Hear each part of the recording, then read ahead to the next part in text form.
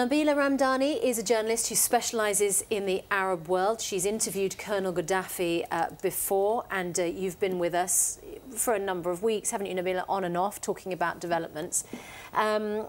Let's talk about this, what happened. No independent verification. We're just talking to Christian Fraser about what happened. What do you make of the news that we're hearing this morning?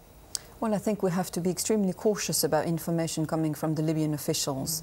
As you said, it's unconfirmed, and this conflict is as much to do with different forces fighting each other, as it is a war of words. And we've seen in the past how the Gaddafi regime has effectively used propaganda to put across a message. So it may well be that the Gaddafi regime put that information out in an attempt to bolster more support for the regime. We've seen the reaction straight away of Gaddafi forces, pro-Gaddafi forces in Tripoli, but also in the western part of the country, one of utter anger and determination to resist Western forces. And why is that message that the Libyan government is putting out so powerful and have such ramifications here?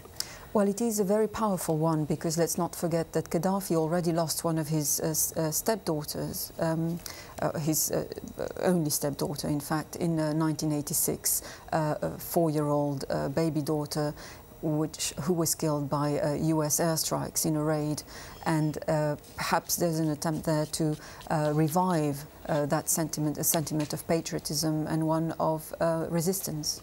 Meanwhile, NATO, of course, saying that it does not target individuals. So they say claims that any particular person, Colonel Gaddafi, being targeted are entirely misplaced. Well, I think we also have to be careful about the messages coming from NATO. As I said, it's very much a war of words. What is for certain is that NATO has tried on several occasions now to has hit Gaddafi's compound on repeated occasions. So there's a definite attempt here to try to end the Gaddafi regime, either by bringing about regime change or by ending Gaddafi physically. So that's very clear, and that's also very clear that this goes well beyond the remits of the UN Resolution 1973. Meanwhile, you know, look at what's happening in Misrata, a desperate situation there.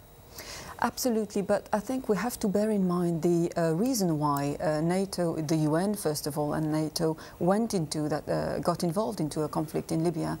It was to prevent a potential onslaught on the civilians of Benghazi. And now we're seeing that in Syria, for example, there is an actual, not a potential, massacre on civilians carried out by the Syrian regime. So one wonders straight away, what is the difference between Libya and Syria, if not oil and natural gas? Nabila Ramdani, thanks very much indeed for your views this morning.